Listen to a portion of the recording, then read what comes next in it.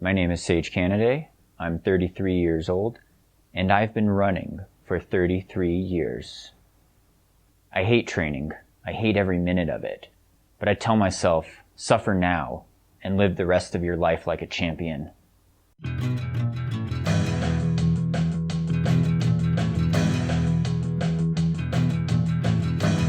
Alright, so those statements aren't true. I am 33 years old. I've only been running year-round for 21 years. I started when I was 12 years old, doing track and field, racing distance races up to 1500 in middle school, and then I've been running year-round and racing competitively in some sort ever since then. So 21 years of running. And the quote from Muhammad Ali, I don't like pain. I don't like a lot of hard workouts when I'm suffering.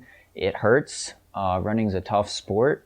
But I don't hate every minute of training. I sometimes enjoy the pain in a masochistic sort of way. Definitely the rewards after you're done running or when you do a easy, comfortable group run, conversational pace can be very, very enjoyable. Don't get me wrong though. You get very tired. You get sore muscles. There's aches and pains. It's a tough, demanding sport, but that's why it is so rewarding. And in this video, I want to talk about some motivational factors answering the age-old question, why do you run? What's the why behind it, right? And if you're a new runner or you're an experienced runner, you probably get asked this question all the time from your non-running friends and family, or even I think we just ask this question to ourselves. Why do I run? Why am I putting myself through this, especially in the latter stages of a race? But it's a tough, demanding sport, and I think the rewards make it worth it when you do have a good race or you do feel good after a long, hard workout or something. There's a lot of benefits, and there's obvious priorities. And to answer the question, I have multiple answers, of course, and I think you probably do too, if you think about it. And that's changed over time. It's changed with my career. It's changed with my sponsorship. It changes as you age. It changes with how much time you have to devote to the sport, whether you're a sponsored athlete like me, or you're doing it as a hobby, or you're doing it just for health reasons. So the number one reason I think a lot of us love the sport and how we love running as a lifestyle is for the health benefits, right? Aerobic exercise, working the cardiovascular system, staying lean, staying in shape, so we could keep up with our kids or our grandkids or our significant others. And, being active, enjoying that, the blood flow to your muscles and keeping our body fat percentages under check, being able to eat more because we exercise. And there's a lot of science supporting that with runners, or doing a lot of sports actually, but with longevity, happiness, it's a good mental health type of release. There's a lot of studies showing benefits in that as well. So I think, one of the number one reasons why I run is for the long-term health benefits. And it's something I hope I could keep doing for as long as possible. I want to be one of those guys who's like in their 70s or 80s, hopefully, and I'm still out there running marathons. That would be awesome. That's what I want to do. So longevity, health benefits, it's all part of this lifestyle. Eating healthy, getting enough sleep, respecting your body, getting in this exercise, this movement, that's become, something that's natural to us. We were born to run, and we were born to move. So it's part of just fulfilling that natural, urge to exercise and move. Now it is tiring. It is fatiguing. It is hard. Distance running, you get injured. You could overtrain and burn out, and it's mentally tough. And, some people I realize have it a lot harder than I have it. Being a sponsored pro, I have all this time to train, whereas most people I know, you have to juggle a full-time job. You have to juggle family obligations. You don't have as much time to put into the sport. And so it's probably more of a hobby for most people on here listening. But another big reason why I run, of course, is because it's my job. I'm a sponsored athlete. I make money using my legs, and I try to earn more money by doing well in races, getting prize money. I get a lot of travel benefits from it as well. I get to meet a lot of cool people all over the world. But at the same time, there's this certain obligation. I have contract obligations to do a certain number of races, to try to, there's a lot of podium incentives and things like that. So I do it. There's a big financial reason behind that. And it ties in together with Coach Sandy and myself with our coaching business in Sage Running. Obviously, if you walk the walk or run the walk, if you do any service, any distance, and you know what it's like to run in the Boston Marathon, you know what it's like to run UTMB 100 Western States, you know what it's like to run a 5K or 10K. I've experienced it all, so it's a good to be involved in the community, and it's lucrative for me in that sense, the financial sense. Now we're talking about internal motivation, internal goals, right? Trying to be the best version of yourself. Running's kind of a great microcosm of your whole life.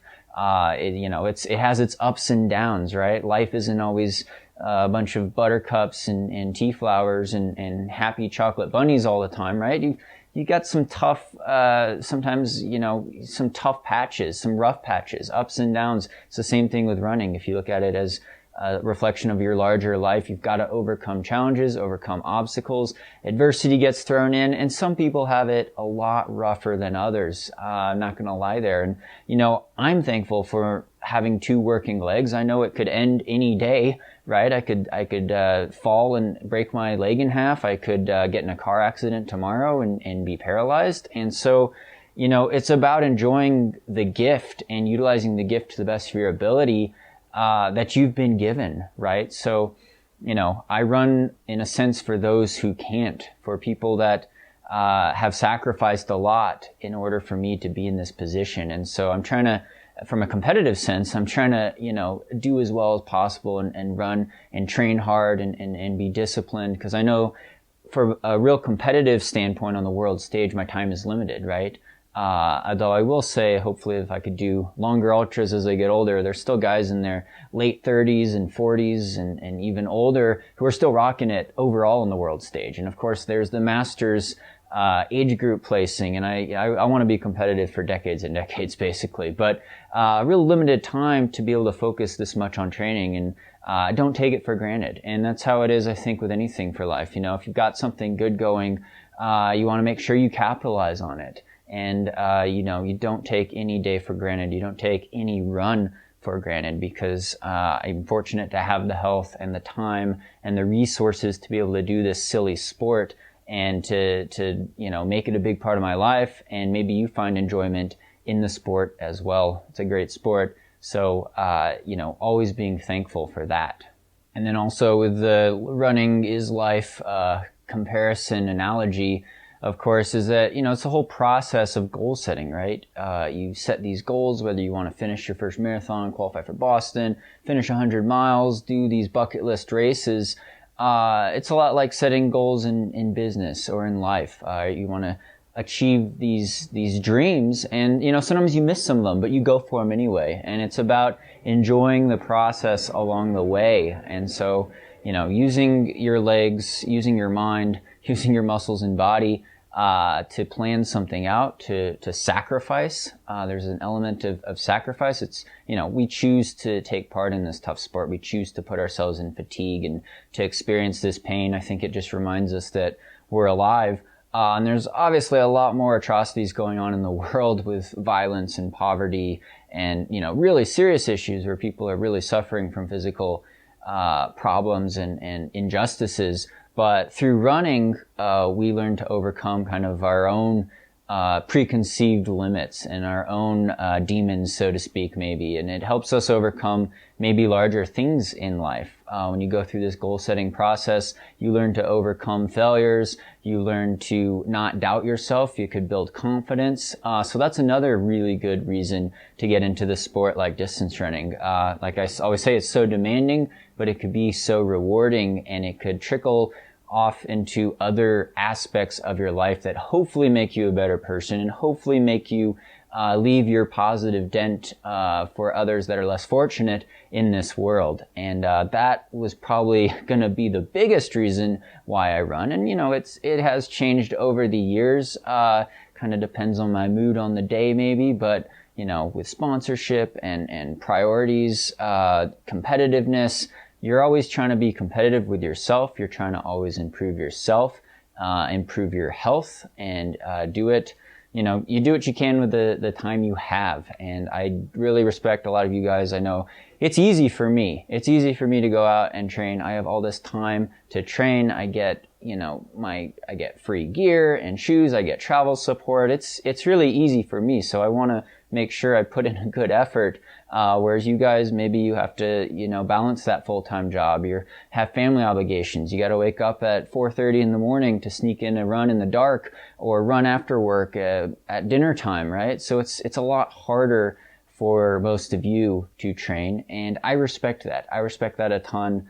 And you find motivation from others, I think, within the running community who share similarities, but also who diverge a little bit from you. And you could draw inspiration from that, I think. And it's about a celebration of what the human body can achieve. Can I run 26.2 miles? Can I run 100 miles? It's pretty cool. It's pretty cool to be a part of. And I'm always thankful for that. I'm always thankful to be able to do what I can do when I could do it. Because I know a lot of people out there don't have these opportunities. Some people aren't able to run. Some people aren't able to train or enjoy the sport. And that's a tough reality, but it makes you really thankful for what you have. And that's all I got to say on that, really. So comment below what motivates you to get out the door and to run, because I know some of you probably have some different backgrounds and different stories to share. So comment below what motivates you to run, number one reason. Thank you so much for subscribing on here. Really appreciate it. I'll be back to more training talks, training vlogs, training for comrades, things like that, stuff you guys want to hear about. Thumbs up if you like these types of videos. Again, you can subscribe on here. Check out our coaching website. Coach Andy and I sell training plans at sagerunning.com. Any service, any distance. Thanks to the Patreon supporters for really making this possible, and stay tuned for more.